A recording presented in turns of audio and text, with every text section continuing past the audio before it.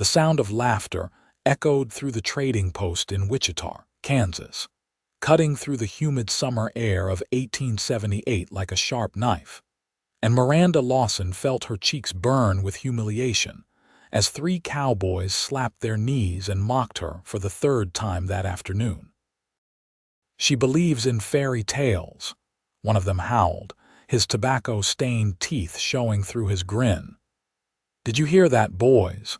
This little lady here thinks some Prince Charming is going to come sweep her off her feet." Miranda clutched her basket tighter, the vegetables and flour inside suddenly feeling heavier than they should. She had made the mistake of responding honestly when the men asked why a pretty young woman of 22 years had turned down every marriage proposal in town. She believed in real love, the kind she read about in her mother's old books, the kind that made your heart race and your soul sing. "Was that so wrong? Leave the girl alone," the shopkeeper said half-heartedly, but the damage was done. Miranda paid for her goods quickly and rushed out into the dusty street, blinking back tears she refused to let fall. She had heard it all before. People in Wichita thought she was foolish, that she should accept practical arrangements like everyone else. But Miranda had watched her own mother wither away in a loveless marriage, had seen the light fade from her eyes year after year, and she had promised herself she would never settle for less than genuine affection and passion. The heat of the Kansas summer pressed down on her as she made her way toward her small house on the edge of town. Her father had passed 2 years prior, leaving her the property and a modest inheritance that allowed her to live independently, which was both a blessing and a curse. A blessing because she had freedom most women her age did not, and a curse because it made her an oddity that drew unwanted attention and judgment. She was so lost in thought that she nearly collided with a massive figure coming out of the gunsmith's shop. Miranda stumbled backward, and a large, calloused hand shot out to steady her, gripping her elbow gently despite the obvious strength behind it. "Careful, miss," a deep voice rumbled. Miranda looked up and up, her breath catching in her throat. The man before her stood well over 6 feet tall, with shoulders so broad they seemed to block out the sun. His arms, visible beneath the rolled-up sleeves of his worn shirt, were corded with muscle, and his chest strained against the fabric. Dark hair fell past his shoulders, and a thick beard covered his jaw, but his eyes were what caught her attention. They were the color of pine forests, green and deep, and remarkably kind for someone who looked like he could tear a tree from the ground with his bare hands. "I apologize," Miranda managed, suddenly very aware that she was staring. "I was not watching where I was going. No harm done." The man released her elbow, and she felt the absence of his touch immediately. "You all right, miss? You look upset." Miranda felt fresh tears threatening. Something about his gentle tone, so at odds with his fearsome appearance, made her defenses crumble. "I am fine. Thank you for your concern." She tried to step around him, but he did not move aside immediately. Instead, he studied her face with those penetrating eyes, and she had the distinct impression he saw far more than she wanted to reveal. "Name is Zachary Zimmerman," he said finally. "Most folks call me Zach. I am new to town, got a place up in the Flint Hills, but I come down for supplies now and then. If you need anything, miss, well, I hope you would not hesitate to ask." Before Miranda could respond, one of the cowboys from the trading post stumbled out into the street, still chuckling. "Hey, Zimmerman. You talking to the fairy tale girl. Better watch out, she is waiting for a prince on a white horse." Zachary turned slowly, and something in his movement made the cowboy's laughter die in his throat. The mountain man did not say a word, did not make any threatening gesture, but his presence alone seemed to expand, filling the space with quiet authority. The cowboy paled and hurried away, suddenly remembering somewhere else he needed to be.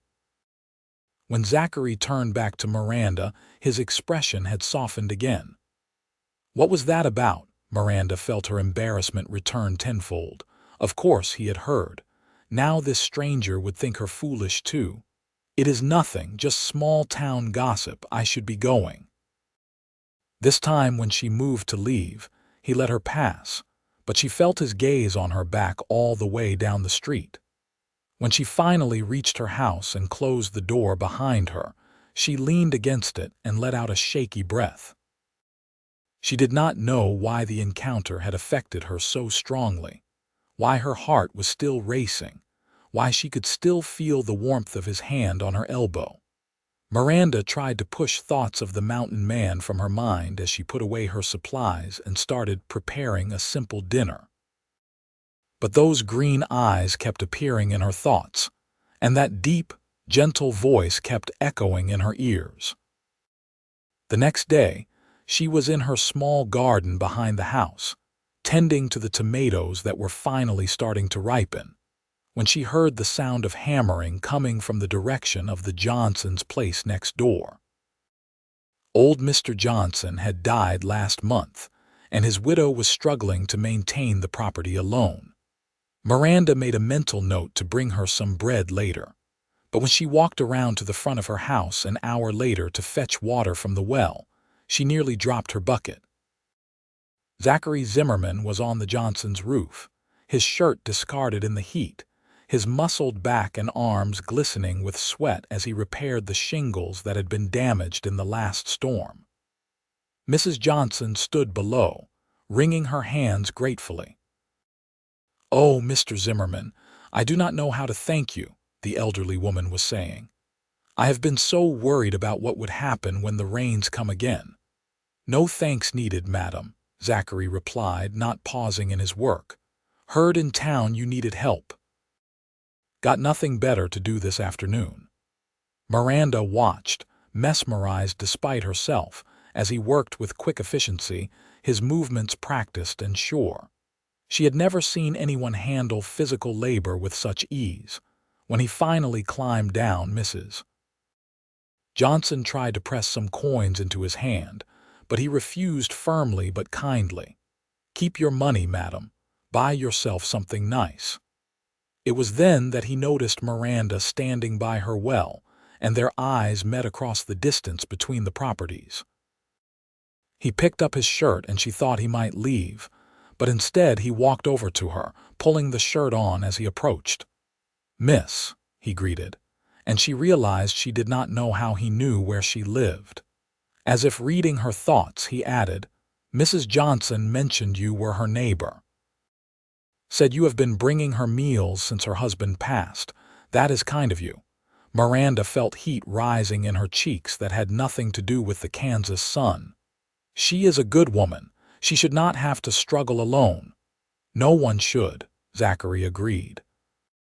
His eyes traveled over her house, and she saw him noting the loose board on her porch, the slightly sagging gutter. "Your place could use some fixing up too. Would you let me help?" "I cannot pay you," Miranda said quickly. "Did I ask for payment?" She studied him, trying to understand his motives. In her experience, men did not do things for free, especially not for women they barely knew. "Why would you help me?" Zachary was quiet for a moment, then said simply, "Because you look like you could use a friend, and I know what it is like to be alone in the world." There was something in his voice, a loneliness that matched her own, that made Miranda lower her guard. "All right. If you are sure it is no trouble." "No trouble at all." He smiled then, a small upturning of his lips barely visible beneath his beard, but it transformed his entire face, making him look younger and less fierce. "I will come by tomorrow morning if that suits you." True to his word, Zachary appeared at her door just after sunrise the next day, a toolbox in hand and a determined expression on his face. Miranda had baked biscuits and made coffee, and she insisted he eat before starting work. They sat on her porch in the cool morning air, and she learned that he was 28 years old, had come to Kansas 5 years ago from Montana, and lived alone in a cabin he had built himself in the hills north of town. "Why did you leave Montana?" she asked, then immediately felt embarrassed at her forwardness. "I apologize. That is none of my business."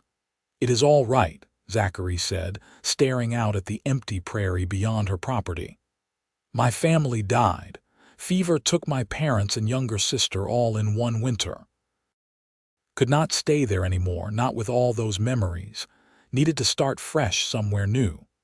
Miranda felt her throat tighten with sympathy. "I am so sorry. I lost my mother when I was 16 and my father 2 years ago. I know how it feels to be without family."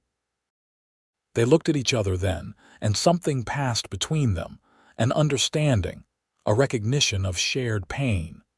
It was Zachary who finally broke the silence, standing and setting his empty cup aside. "Best get to work before the day gets too hot." Miranda watched as he repaired her porch, replaced several roof shingles, and fixed her gutter. She tried to focus on her own chores, washing clothes and tending her garden, but she found herself constantly glancing over at him, admiring the ease with which he handled the heavy work, the way his muscles flexed and moved beneath his shirt.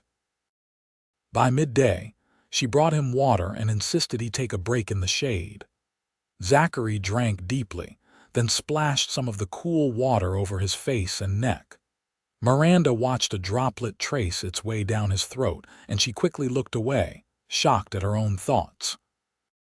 "You never told me what that cowboy meant yesterday," Zachary said suddenly. "About fairy tales."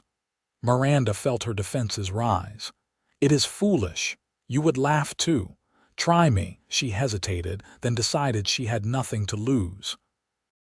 He was just passing through her life anyway, would probably finish his repairs, and she would rarely see him again. "I believe in real love, the kind where two people choose each other, not for practical reasons or family pressure or money, but because they cannot imagine life without each other. The kind that makes your soul feel complete. Everyone thinks I am naive for wanting that instead of just accepting a practical match." She waited for the mockery, the condescending smile, but it did not come. Instead, Zachary regarded her thoughtfully. "I do not think that is foolish at all," he said quietly. "I think it is brave. Most people settle because they are afraid they will not find anything better. Takes courage to hold out for what you really want." Miranda felt something warm bloom in her chest, something that had nothing to do with the summer heat. "You really believe that?" "I do." He set down his cup and looked at her directly. "And I will tell you something else. That kind of love, the real kind, it is not a fairy tale. It is real. Rare maybe, but real. Have you ever experienced it?" The question was out before she could stop it. Zachary was quiet for a long moment. "No, but I have seen it. My parents had it. Even when they were dying. Even through all that suffering, they held hands and told each other they were grateful for every moment they had together. Made me promise I would not settle for less when my time came." They sat in companionable silence after that, and Miranda felt something shifting inside her, some long-held belief that she was wrong to want what she wanted beginning to dissolve. Here was a man, strong and capable and entirely self-sufficient, who believed the same things she did. She was not alone in her hopes after all. Zachary spent 3 more days working on her property, fixing everything that needed attention, and each day Miranda found herself looking forward to his arrival more than she wanted to admit. They talked while he worked, sharing stories about their lives, their dreams, their fears. She learned that he loved the solitude of the mountains, that he tracked and hunted and sold furs to make his living, that he had built his entire cabin with his own hands, stone by stone, timber by timber. He learned that she loved to read, that she had taught herself from her mother's books, and dreamed of one day visiting cities where there were libraries full of stories she had never heard. He learned that she was lonely but too stubborn to admit it, that she tended her garden with the same care she wanted to tend a family of her own someday, that she sang when she thought no one could hear her and had a voice like honey. On the fourth day, when the work was finally done, Miranda felt an unexpected pang of loss. Zachary packed up his tools and she knew she should just thank him and let him leave, but instead she found herself asking, "Would you stay for supper?" He looked surprised, then pleased. "I would like that." Miranda prepared the best meal she could manage with what she had: fried chicken, fresh bread, roasted vegetables from her garden, and a berry pie made from the wild berries she had picked the week before. They ate at her small table, and the conversation flowed as easily as it had all week. When the meal was finished and the dishes cleaned, they sat on her porch and watched the sun set over the prairie, painting the sky in shades of orange and pink and gold. "This was nice," Zachary said softly. "I have not had an evening like this in a long time. Thank you." "Thank you for all your help," Miranda replied. "I do not know how I would have managed all those repairs on my own." He turned to look at her, and in the fading light his eyes seemed to glow. "Miranda," he said, using her first name for the first time, and the sound of it in his deep voice sent shivers down her spine. "Can I be honest with you?" Her heart began to race. "Yes. I did not fix your house just to be helpful. I mean, I wanted to help, but that was not the only reason." He paused, seemed to gather his courage. "From the moment I saw you in town looking so upset, something in me wanted to make things better for you. And these past few days, getting to know you, well, I find myself not wanting to leave." Miranda could barely breathe. "What are you saying?" "I am saying that I am interested in courting you, if you would allow it. I know I am not a prince on a white horse. I am just a mountain man who lives alone and does not have much to offer beyond hard work and honesty. But I think you are extraordinary, and I would like the chance to show you that real love, the kind you believe in, is not just a fairy tale." Miranda felt tears spring to her eyes, but they were happy tears. She thought of all the men in town who had proposed to her over the years, listing their assets and their land holdings and all the practical reasons she should marry them, never once mentioning affection or attraction or any of the things that truly mattered. And here was Zachary, offering her something precious and genuine, asking for nothing in return but the chance to prove himself. "Yes," she whispered. "Yes, I would like that very much." The smile that broke across his face was like sunshine after a storm. He reached out slowly, giving her time to pull away if she wanted, and took her hand in his. His palm was rough and calloused, his fingers scarred from years of hard labor, but his touch was gentle. "I will do right by you," he promised. "That is a vow." They sat there holding hands until the stars came out, and Miranda felt something she had not felt in years: hope. The next weeks passed in a blur of joy and discovery. Zachary came to town every few days, always finding excuses to stop by her house. He brought her fresh game from his hunts, taught her how to identify edible plants in the prairie, and listened with genuine interest when she read passages from her favorite books aloud. In return, she cooked meals for him, patched his worn clothes, and showed him that someone could care about his well-being without expecting anything in return. The town, predictably, had plenty to say about their courtship. The same cowboys who had mocked Miranda now muttered darkly about the mountain man who thought he was good enough for a proper woman. The older ladies clucked their tongues and said Miranda was making a mistake, that she should marry someone settled and civilized, not a wild man from the hills. But Miranda did not care. For the first time in her life, she felt truly seen and valued. Zachary did not try to change her or tell her she should be more practical. He listened when she talked, laughed at her jokes, and looked at her like She was the most fascinating person he had ever met. One Saturday, he surprised her by arriving with a horse and asking if she would like to see his home. Miranda had never traveled far from Wichita, and the prospect of adventure thrilled her. She packed a small bag, left a note for Mrs. Johnson in case anyone worried, and set off with Zachary into the Flint Hills. The ride took several hours, and the landscape gradually changed from flat prairie to rolling hills covered in tall grass. Zachary pointed out landmarks and wildlife, his love for the land evident in every word. When they finally reached his cabin, nestled in a small valley between two hills with a clear stream running nearby, Miranda caught her breath. It was beautiful in its simplicity. The cabin was solidly built from stone and timber, with a wide porch and shuttered windows. Smoke curled from the chimney, and she could see a vegetable garden similar to her own growing beside the house. It was not fancy, but it was clearly made with care and pride. "What do you think?" Zachary asked, and she heard nervousness in his voice. "I think it is wonderful," Miranda said honestly.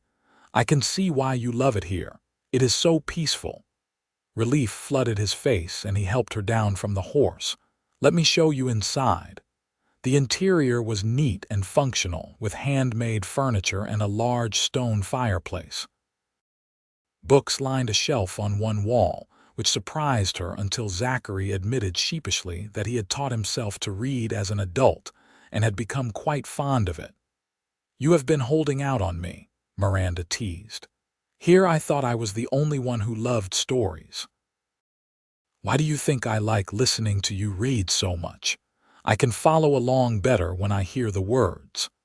They spent the afternoon exploring the area around the cabin. Zachary showed her where he tracked deer and elk, pointed out the eagle's nest in a tall tree by the stream, and took her to a spot on the highest hill where you could see for miles in every direction. They sat there as the sun began to sink, and Miranda felt a contentment she had never known. "I could live here," she said without thinking, then immediately felt embarrassed. They had only been courting for a few weeks. She was getting ahead of herself, but Zachary did not seem alarmed. Instead, he took her hand and said, "I was hoping you would say something like that. I know it is too soon and I do not want to rush you, but Miranda, I need you to know that this is not a casual thing for me. I am courting you with the intention of marriage if you will have me." Miranda's heart soared. "How can you be so sure? We have only known each other a short time." "Sometimes you just know," Zachary said simply. "I have spent years alone, content with my solitude, telling myself I did not need anyone. But then I met you, and suddenly I can picture a future that involves more than just surviving. I can picture building a life with someone, having children, growing old together. And in every one of those pictures, it is you by my side." Miranda turned to face him fully, and the intensity in his eyes took her breath away. "I feel the same way," she admitted. "It terrifies me how much I have come to care for you in such a short time, but it also feels right, like this is what I have been waiting for all along." Zachary cupped her face in his large hands, his thumbs gently stroking her cheeks. "May I kiss you?" She nodded, unable to speak, and then his lips were on hers, gentle at first, then deeper, more passionate. Miranda had been kissed before by boys at church socials and overeager suitors, but nothing had ever felt like this. This was fire and lightning, comfort and excitement all at once. She leaned into him, her hands clutching his shirt, and felt his arms wrap around her, pulling her close against his broad chest. When they finally broke apart, both breathing hard, Zachary rested his forehead against hers. "I love you, Miranda Lawson. I know it is too soon to say it, but I do." "I love you." "I love you too," she whispered back, and the truth of it rang through her entire being. This was the love she had been waiting for, the real, honest, soul-deep connection that everyone had told her was just a fairy tale.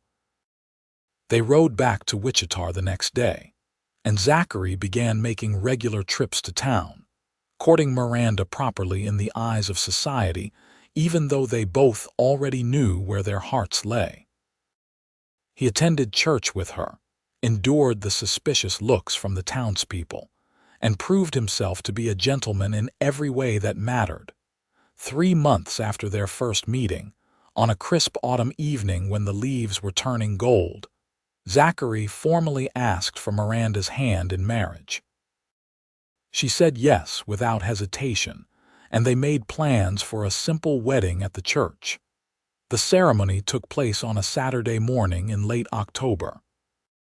The church was half full, with curious townspeople who wanted to see if the fairy tale girl would actually go through with marrying the mountain man. Mrs. Johnson sat in the front row, beaming proudly. Miranda wore a simple white dress she had sewn herself, with wildflowers in her hair. Zachary wore his best clothes, his long hair neatly tied back, his beard trimmed. When the preacher asked if Zachary would take Miranda as his wife, his "I do" rang out strong and clear. When Miranda gave her answer, her voice trembled with emotion but did not waver. And when Zachary lifted her veil and kissed her as husband and wife for the first time, the love between them was so palpable that even the skeptics in the congregation had to admit there was something special happening. After the ceremony, they had a small celebration at Miranda's house. Mrs. Johnson had made a cake, and a few friendly neighbors brought food and well wishes. But as the sun began to set, Zachary swept Miranda up into his arms, making her laugh, and carried her to his horse. "Time to take my wife home," he announced, and the way he said "my wife" made Miranda's heart flutter. They rode through the twilight, and Miranda felt like she was in one of her beloved stories, except this was real and somehow better than any fairy tale. When they reached the cabin, Zachary carried her over the threshold, and they spent their first night as husband and wife wrapped in each other's arms, the fire crackling in the hearth, the night sounds of the prairie drifting through the windows. Miranda had sold her house in town and brought her belongings to the cabin. Over the next weeks, she made the space their own, adding curtains and cushions, arranging her books on the shelf next to Zachary's, combining their lives in all the small, meaningful ways. Winter came early that year, with the first snow falling in November. Miranda loved watching the white blanket cover the hills, turning the world into something magical. Zachary taught her how to track in snow, how to set snares for rabbits, how to survive in conditions that might frighten city folk. She taught him how to make proper bread, how to preserve vegetables so they would last through the cold months, how to read the more difficult books on his shelf. They fell into a rhythm, a partnership where each contributed according to their strengths. Zachary hunted and trapped, brought in firewood, and kept the cabin in good repair. Miranda cooked and cleaned, tended the animals they had acquired, and managed their modest finances. But they also crossed those boundaries frequently, with Zachary helping prepare meals and Miranda joining him on hunts, each learning from the other. On Christmas Eve, with snow falling softly outside, they sat by the fire, and Zachary gave Miranda a gift that made her cry. It was a book, but not just any book. He had ridden all the way to Kansas City and back, a journey of several days, to buy her a collection of fairy tales she had mentioned wanting to read. "I know you do not need fairy tales anymore," he said softly, "but I thought you might enjoy them anyway." "I will always love fairy tales," Miranda said, kissing him. "But you are right. I do not need them the same way I used to. You showed me that real love is better than any story." "Read to me," he asked, pulling her into his lap. So she did, her voice soft in the quiet cabin, while outside the snow continued to fall and inside their hearts were warm. That winter tested them in ways they had not expected. A blizzard struck in January, fierce and unrelenting, trapping them in the cabin for 2 weeks. They ran low on firewood and food, and there were moments when fear crept in. But they faced it together, rationing carefully, keeping each other's spirits up with stories and songs and laughter. When the storm finally passed and they dug their way out of the cabin, they emerged stronger, more confident in their ability to face whatever came. Spring arrived like a blessing, melting the snow and bringing new life to the prairie. Miranda planted an expanded garden, dreaming of abundance. Zachary repaired the winter damage to the cabin and built a new shed for storage. They worked side by side, content in their companionship. It was in early summer, when the prairie flowers were in full bloom, that Miranda realized she was pregnant. The signs had been there for weeks, but she had been too busy to pay attention. When she finally allowed herself to believe it, joy flooded through her. She told Zachary that evening over dinner, trying to keep her voice casual. "I have some news. I think we are going to have a baby." Zachary dropped his fork, his eyes going wide. "Are you certain?" "As certain as I can be. I think it will be born in late winter or early spring." He was around the table in an instant, pulling her to her feet and into his arms.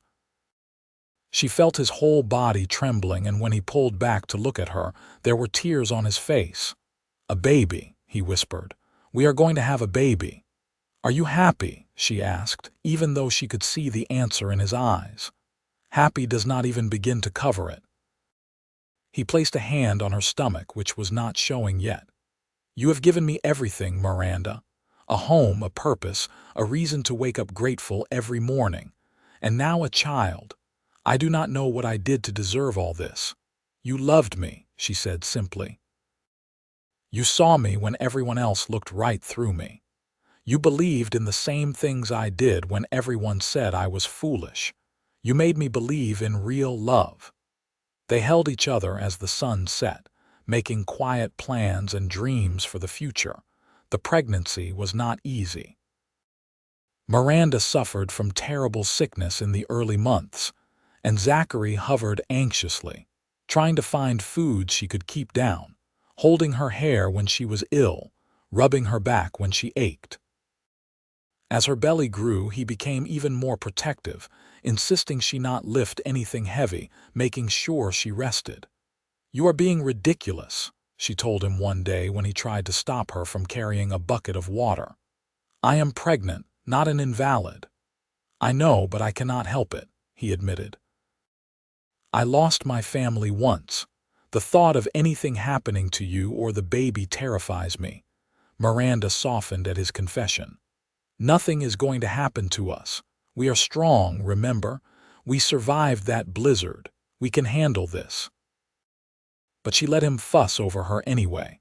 Understanding it was how he showed his love and dealt with his fears.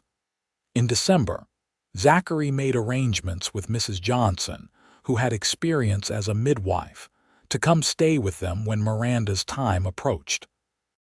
He stocked the cabin with extra supplies, chopped enough firewood to last through any storm, and did everything he could think of to prepare. The baby came in late February, during a cold snap, but thankfully not during a storm.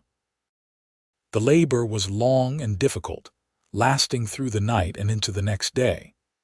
Zachary stayed by Miranda's side the entire time, holding her hand, murmuring encouragement, looking helpless and terrified. When the baby finally arrived, a healthy boy with a strong set of lungs, Zachary wept openly. He held his son with shaking hands, this tiny life that he and Miranda had created, and Miranda saw him fall in love all over again. "What should we name him?" she asked, exhausted but glowing with happiness. They had discussed names for months, unable to agree. But looking at their son, Miranda knew exactly what felt right. "What about Matthew? It means gift from God, and he is he not?" Zachary looked down at the baby, then at Miranda, his eyes shining. "Matthew Zimmerman. It is perfect. The first months of parenthood were exhausting but joyful.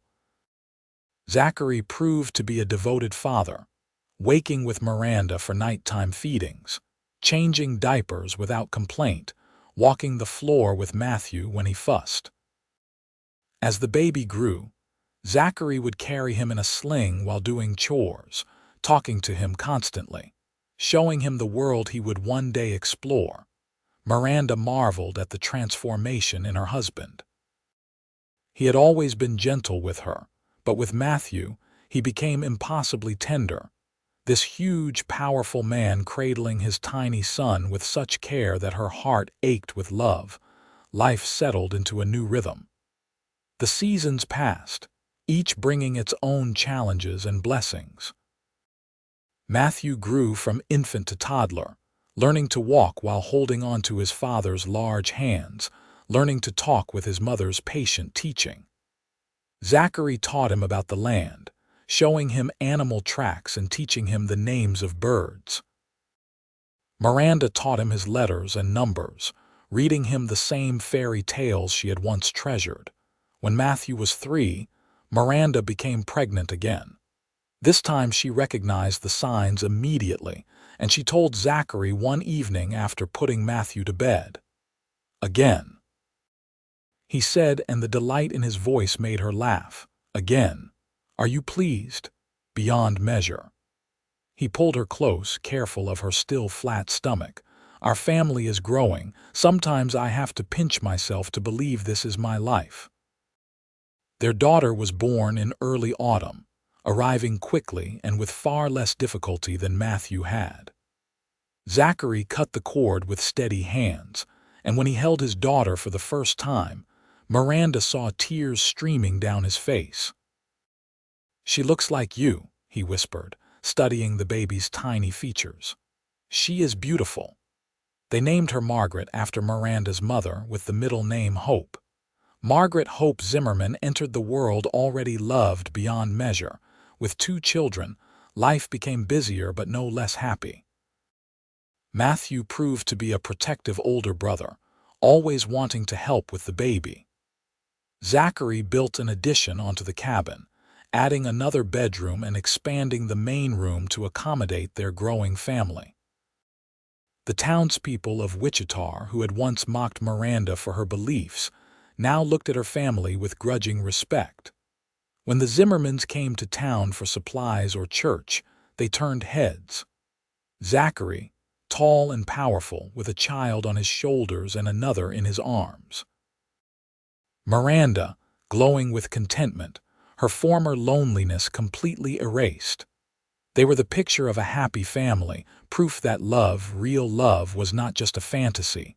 Mrs. Johnson, now quite elderly, often told people, "I knew from the start those 2 were meant for each other." Never seen 2 people more in love. The years passed in a blur of joy and hard work. Matthew grew tall and strong like his father, learning to hunt and track, but he also inherited his mother's love of learning and could often be found reading beneath a tree. Margaret was fierce and independent, refusing to be left behind when her father and brother went exploring, insisting on learning everything they knew. When Matthew was 10 and Margaret 7, Miranda became pregnant once more. Zachary worried more this time as she was older now, but the pregnancy progressed smoothly. Their 3rd child, another boy they named Michael, arrived on a spring morning when the prairie was covered in wildflowers. Their cabin in the hills became a place of laughter and life. Zachary had expanded it twice more, building a proper barn for their animals and a workshop where he taught Matthew woodworking. Miranda's garden had grown to impressive proportions, providing not just for their family but extra to trade in town. They hosted occasional visitors now. Mrs. Johnson came every summer to spend a few weeks with them before she became too frail to travel. Other families from town, seeing the Zimmermans' happiness, began to seek out their company, wanting to understand the secret of their contentment. One summer evening, when they had been married for nearly 15 years, Miranda and Zachary sat on their porch watching the sunset while their children played in the yard. Matthew was teaching Margaret and Michael how to throw a knife at a target, all three of them laughing at their attempts. "Do you remember what those cowboys said that day in town?" Miranda asked, leaning against her husband's shoulder. "About me believing in fairy tales." Zachary's arm tightened around her. "I remember wanting to knock their heads together. I saw one of them last month in Wichita. He is on his third wife, miserable as ever. He saw our family and could not meet my eyes." "Good," Zachary said fiercely. "They mocked you for wanting real love, but you were right to hold out for it. We both were." Miranda turned to look at her husband. His hair was starting to show threads of silver now, and there were lines at the corners of his eyes, but he was still the most handsome man she had ever seen. More importantly, he was still her best friend, her partner, the love of her life. "I won the bet," she said suddenly. "What bet?" "With myself. With the world. Everyone said real love was a fairy tale, but I believed anyway, and I found it. I found you. We won." Zachary kissed her forehead. "We did indeed, and it was worth every moment of waiting, every bit of mockery, every doubt. Because this, right here, this is everything." They sat there as the stars came out, watching their children, counting their blessings, grateful beyond words for the life they had built together. The years continued to pass, bringing new challenges and new joys. There was the year a drought threatened their livelihood, and they survived by careful rationing and helping their neighbors, building community bonds that would last. There was the winter Margaret caught pneumonia, and they took turns staying awake for 3 days straight until her fever finally broke. There was the day Matthew brought home a young woman he wanted to marry, and Miranda saw in the girl's eyes the same look she had once given Zachary, that mixture of awe and deep, genuine affection. Matthew married at 22, and his wife came to live with them for a time before Zachary helped them build their own cabin nearby. Watching her son experience the kind of love she and Zachary shared brought Miranda immeasurable joy. Margaret grew into a force of nature, refusing every traditional expectation placed on young women. She learned to track as well as her father, could outshoot most men, and had no interest in settling down young. Zachary, rather than trying to curb her spirit, encouraged it, proud of his daughter's independence and strength. Michael, the youngest, inherited both his mother's intellectual curiosity and his father's love of the land. He talked of becoming a teacher one day, of bringing education to frontier communities. Miranda helped him prepare for that future, teaching him everything she knew and buying him every book she could afford. On their 20th wedding anniversary, Zachary surprised Miranda by taking her back to Wichita for a weekend, just the two of them, leaving the children in Matthew's capable care. They stayed at the town's small hotel, the same one where traveling salesmen and visiting ranchers lodged, and it felt decadent and strange after so many years in the wilderness. On Saturday evening, Zachary took her to the town's only restaurant, and they had a proper dinner, something they had not done since their wedding day. Afterward, they walked through the streets where they had first met, holding hands like young sweethearts. "Look how much has changed," Miranda said, noting new buildings and businesses. Wichita was growing, slowly becoming less of a frontier town and more of a proper city. "And look how much has stayed the same," Zachary countered, nodding toward the old trading post where the cowboys had mocked her all those years ago. "That is still standing." "Should we go in?" Miranda asked, feeling bold. Inside, the trading post was mostly empty, just the shopkeeper and an old man examining rifle parts. But sitting at a table in the corner, nursing drinks, were two of the original cowboys who had laughed at Miranda.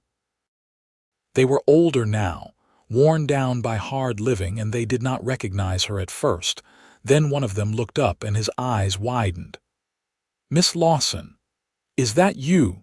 "Mrs. Zimmerman," Miranda corrected gently, and Zachary stepped up beside her, his presence commanding as always. The cowboy paled slightly, remembering. "I heard you got married, got a family and all. 3 children," Miranda confirmed. "And 20 wonderful years with the best man I have ever known." The second cowboy finally found his voice. "I remember you. You were the one who believed in fairy tales. We gave you a hard time about that." "You did," Miranda agreed. "You laughed at me for wanting real love instead of a practical arrangement. Do you remember what you said?" The first cowboy had the grace to look ashamed. "Probably said some cruel things. We were young and stupid." "I apologize for that, madam." Zachary spoke then, his deep voice quiet but intense. "I was there that day. I heard you mocking her, and I decided right then that I would prove to her that real love exists, that it was worth believing in. We have built a life together that is better than any fairy tale because it is real. It is messy and hard and imperfect, but it is ours, and it is filled with genuine love. So I guess I should thank you boys. Your mockery led me to the best decision I ever made." The cowboys said nothing, but the looks on their faces told Miranda everything. They saw what they had missed out on by being cynical, by settling for less, by mocking those who dared to hope for more. Miranda and Zachary left the trading post hand in hand, and once they were outside, they both burst into laughter. "Did you see their faces?" Miranda gasped between giggles. "I did indeed, though I admit, part of me still wants to knock their heads together." "Let it go," Miranda said, kissing his cheek. "They are miserable enough. We have better things to think about." They made love that night in the hotel room, 20 years of passion and familiarity combining into something beautiful. And the next morning they rode home to their children, to their cabin in the hills, to the life they had built through determination and faith and love. More years passed, and their family continued to grow. Matthew and his wife had 3 children of their own, making Miranda and Zachary grandparents before they were 50. Margaret eventually married a fellow tracker who was one of the few men who could keep up with her, and they settled in Montana, where she taught survival skills to settlers heading west. Michael went east for school, something that broke Miranda's heart but made her proud beyond measure, and he wrote letters every week describing his studies and adventures. Zachary's hair turned fully silver, and he moved a bit slower on cold mornings, but he was still strong, still capable. Miranda found gray in her own hair and lines on her face, but she did not mind. Each mark was a testament to years well lived, to laughter and tears and everything in between. On their 30th anniversary, their children and grandchildren gathered at the cabin for a celebration. The house was full to bursting, children running everywhere, multiple generations sharing stories and food and love. As the evening wound down and the younger children were put to bed, the adults gathered around the fire, and Matthew asked his parents to tell the story of how they met. Miranda and Zachary exchanged glances, and she nodded for him to start. "Your mother was being mocked by some ignorant cowboys," Zachary began, and the room fell silent, everyone leaning in. "They were making fun of her for believing in real love, for waiting for something genuine instead of settling for convenience.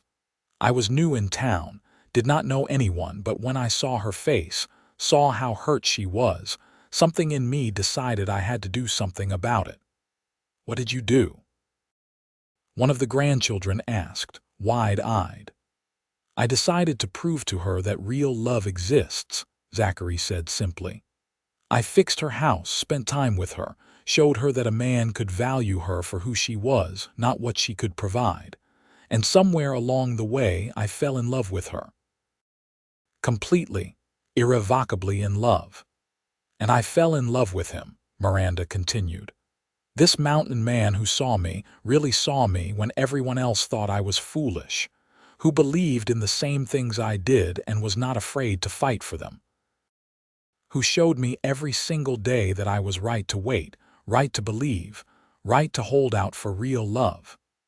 So the lesson, Matthew said, looking at his own children, is to never settle for less than what you truly want. It might take time, you might face mockery and doubt, but if you hold onto your dreams and values, you will find what you are looking for. Exactly, Miranda confirmed. And sometimes, what you are looking for finds you. The gathering eventually dispersed, children and grandchildren heading to various sleeping spaces in the expanded cabin and barn. Finally alone in their room, Miranda and Zachary prepared for bed. 30 years, Miranda marveled. Where did the time go? Into making memories, Zachary replied, pulling her into his arms. Into building this life, into loving each other and raising our children and creating something that will outlast us both. Miranda rested her head on his chest, listening to his heartbeat. Do you have any regrets? Not a single one. You, none whatsoever, except maybe that I did not meet you sooner. We met exactly when we were supposed to, Zachary said firmly. Everything happened as it was meant to, and I would not change a moment of it. They fell asleep wrapped in each other's arms as they had done for 30 years, as they would continue to do for all the years remaining to them. Time moved on, as it always does. Zachary turned 60, then 65. His movements became stiffer, his breath shorter after exertion, but his spirit remained strong. Miranda, a few years younger, noticed her own body slowing down, but she minded less than she thought she would. They had lived full lives, had loved deeply, had raised good children and left a legacy of genuine affection and solid values. Matthew took over more of the physical work around the property, refusing to let his aging parents struggle. Margaret visited when she could, bringing her own growing family. Michael, now a successful teacher in St. Louis, sent money and gifts, though what his parents treasured most were his letters describing his work and his own growing romance with a fellow teacher. When Zachary was 70, he fell ill with pneumonia. Miranda nursed him through it with the same fierce determination she had shown when Margaret had gotten sick as a child.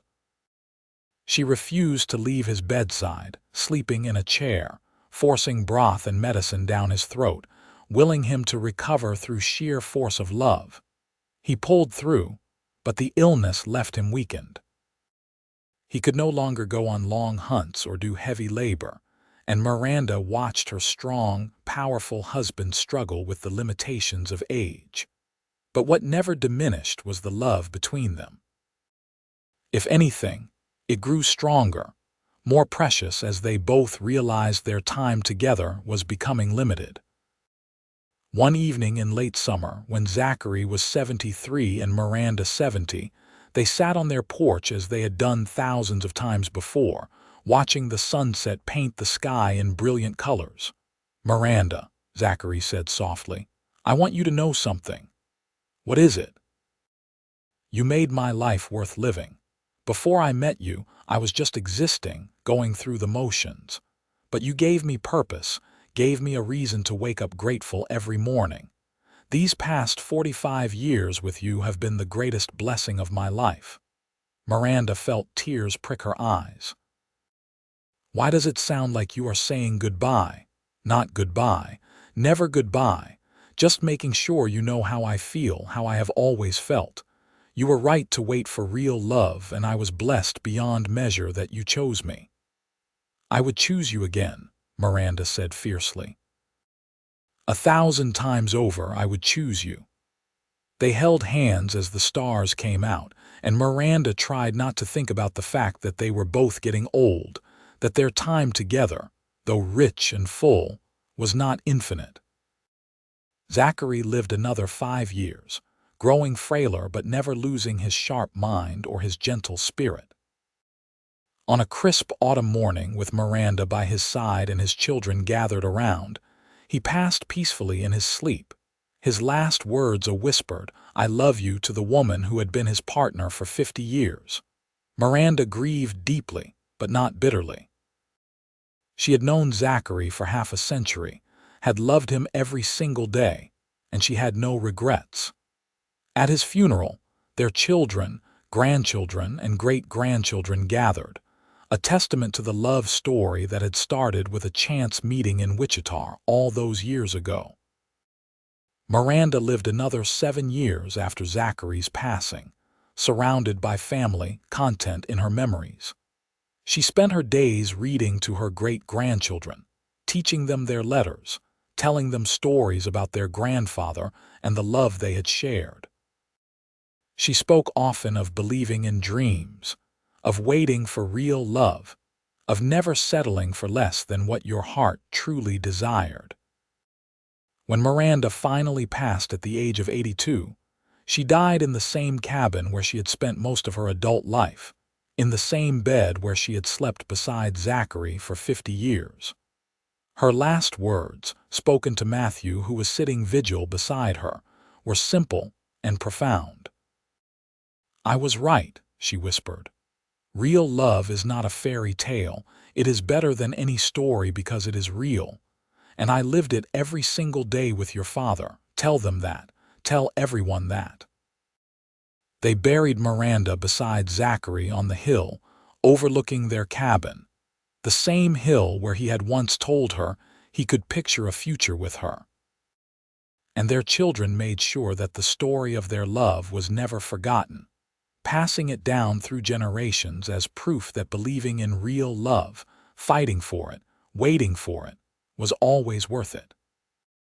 The cabin in the Flint Hills stood for many years after, maintained by their descendants as a memorial to the love story that had started there. And sometimes, on quiet summer evenings when the prairie grass whispered in the wind, people swore they could hear laughter echoing from the porch, the sound of two souls who had found each other against all odds and built a love that transcended time. The legacy of Miranda and Zachary Zimmerman lived on in their children, grandchildren, and great-grandchildren. Matthew became known throughout Kansas as a fair and honest man who treated everyone with respect, just as his father had. He passed down the story of how his parents met, how his mother had believed in fairy tales, and his father had proved to her that real love existed. His own marriage, built on the same foundation of genuine affection and mutual respect, served as a continuation of the values his parents had instilled in him. Margaret's fierce independence and unwavering spirit inspired countless young women who met her. She told anyone who would listen about her parents, about how her mother had refused to settle for a loveless marriage despite immense social pressure, about how her father had been strong enough to show vulnerability and tenderness. She raised her own children to value love over convenience, passion over practicality. Michael, from his position as an educator in St. Louis, incorporated his parents' story into his teachings about perseverance and staying true to one's beliefs. He wrote an essay about them that was published in a regional newspaper, spreading their story beyond the borders of Kansas. He taught his students that real love required courage, that it meant risking mockery and rejection in pursuit of something genuine. The generations that followed carried forward the same values. The Zimmerman family became known throughout the region as people who valued love and loyalty above all else, who built strong marriages and raised children with solid values. They were proof that choosing love, real and honest love, had ripple effects that extended far beyond one couple. In Wichita itself, as the town grew into a proper city, the story of Miranda Lawson and Zachary Zimmerman became part of local legend. The trading post where Miranda had been mocked eventually closed down, replaced by a bank. But old-timers still told the story of the girl who believed in fairy tales and the mountain man who proved to her that real love was better than any fantasy. Young women in Wichita, facing pressure to accept marriages of convenience, would think of Miranda and find the strength to wait for something better.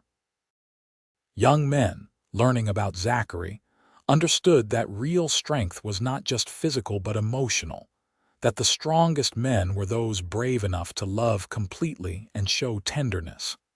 The cabin in the Flint Hills became a gathering place for the family, maintained lovingly over the decades.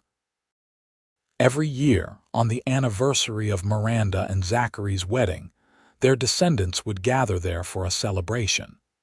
They would share meals, tell stories, and remind each other of the importance of love, family, and staying true to one's beliefs.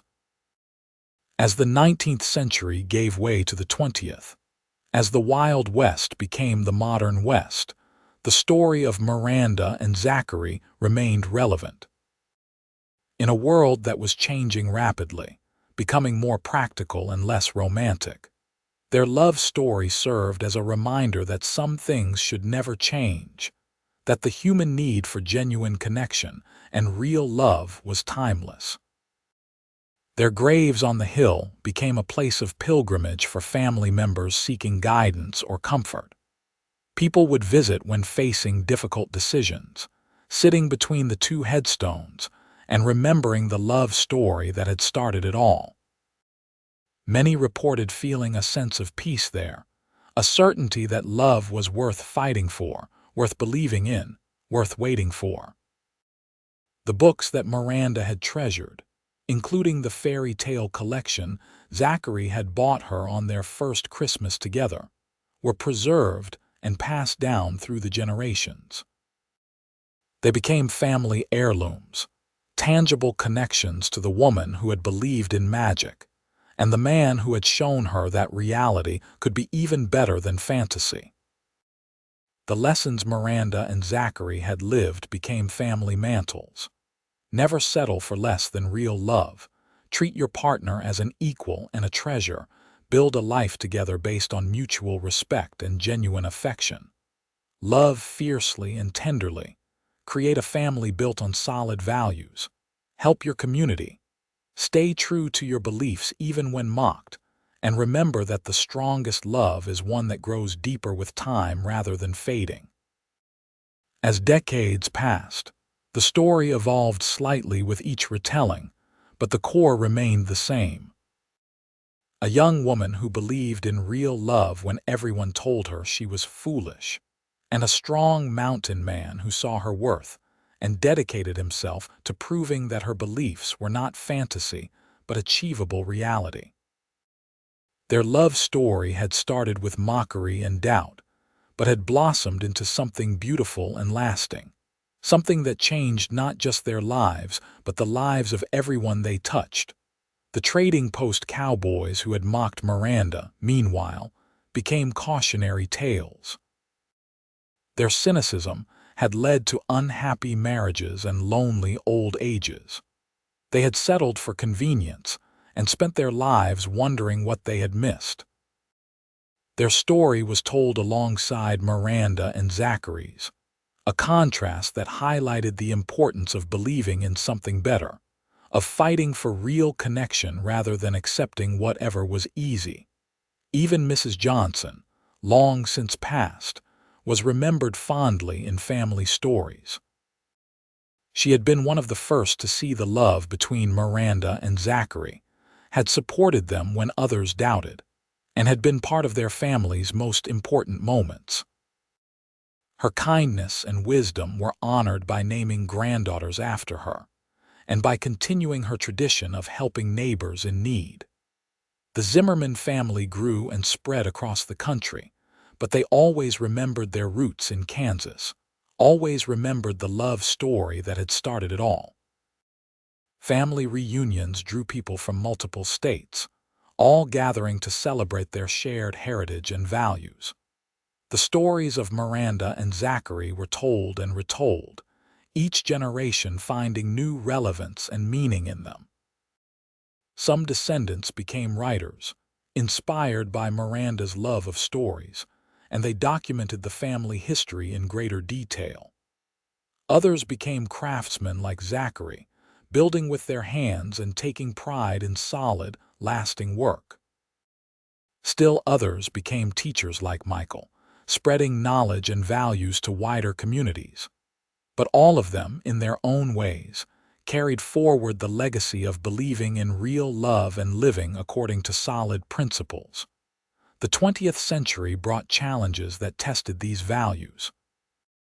Wars and economic hardships, social upheaval and rapid change could have easily eroded the family's commitment to love and loyalty. But the story of Miranda and Zachary served as an anchor, reminding each generation what truly mattered. When times were hard, family members would remember how their ancestors had survived blizzards and droughts, poverty and illness, because they faced everything together with love as their foundation. By the time the 21st century arrived, the Zimmerman family had grown to include hundreds of descendants spread across the nation. But they remained connected through their shared history, through the story of a young woman who dared to believe in fairy tales and a mountain man who showed her that reality could be even better. Annual family newsletters shared updates and kept everyone connected. A family website archived photos and stories, preserving history for future generations. The cabin in the Flint Hills, now over a century old, was carefully maintained as a historical site. Family members took turns caring for it, and it became a popular destination for those researching frontier history and pioneer love stories. Visitors from around the country came to see where Miranda and Zachary had built their life, where they had raised their children, where they had proved that love could survive and thrive even in harsh conditions. The graves on the hill were tended with reverence.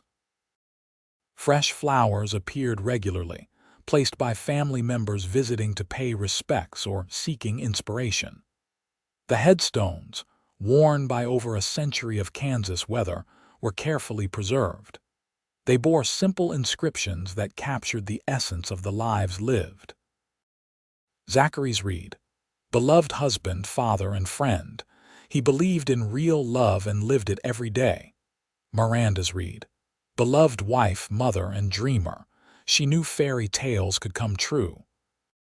Together, even in death, they continued to inspire, continued to remind people that believing in love, fighting for it, and building a life around it was not naive but wise, not foolish but brave. The story of Miranda Lawson and Zachary Zimmerman, which had started on a dusty street in Wichita, Kansas in 1878, had become timeless. It had transcended its specific historical moment to become a universal tale about the courage to believe in something better, the strength to wait for what you truly want, and the rewards that come from staying true to your values. They had proved that real love was not a fairy tale but something better, something real and lasting and profound. They had shown that a life built on genuine affection and mutual respect could weather any storm, could create ripples that extended far beyond one couple, could inspire generations. And so, more than a century after a young woman faced mockery for her beliefs, and a mountain man decided to prove her right, their love story continued to matter. It continued to inspire young couples starting their lives together, continued to comfort long-married partners weathering difficult times, continued to remind everyone who heard it that believing in real love, in all its messy, beautiful, complicated glory, was always, always worth it. The fairy tale girl had been right all along. Real love existed, and it was better than any story because it was true.